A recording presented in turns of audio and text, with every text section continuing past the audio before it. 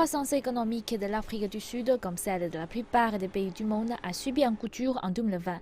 Mais le pays était déjà en récession lorsque la Covid a frappé. La vérité est que l'Afrique du Sud est en déclin depuis une dizaine d'années, alors même si nous assistons à ce genre de reprise positive de la croissance, en fin de compte, cela représente toujours les pertes précédentes des années précédentes. Il est important de continuer à regarder vers l'avenir et de mettre en place la bonne transformation structurelle afin que nous puissions continuer à envisager une trajectoire positive plutôt que de récupérer les pertes.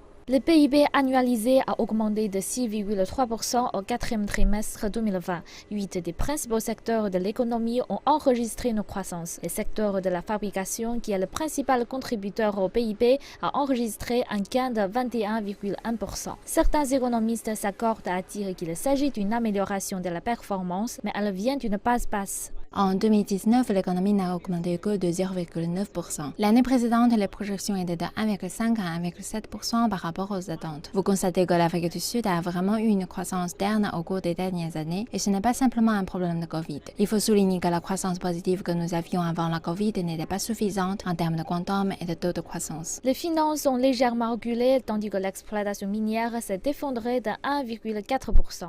Les dépenses des ménages ont augmenté de 7,5%. Le consommateur ayant recommencé à dépenser.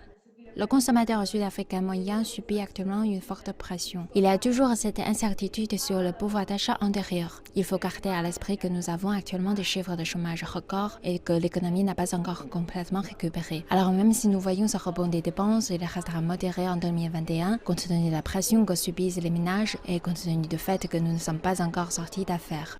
Les gains que nous constatons dans ces chiffres du PIB sont en grande partie le résultat de la reprise de l'activité après le verrouillage brutal.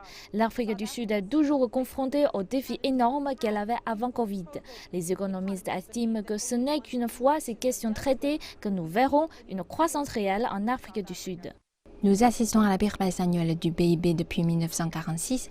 Il n'y a rien à célébrer. Ce que nous pouvons espérer, c'est que cela montrera à nos décideurs et à notre cluster économique que nous avons besoin d'une alternative. Les données nous disent que quel que soit le cadre idéologique, la voie de la croissance du développement sur laquelle nous nous trouvons n'est pas durable. Je pense que c'est une opportunité pour nous de reconnaître que tout ce que nous avons essayé de faire n'a pas fonctionné et qu'il est temps pour nous de retourner devant notre planche de travail.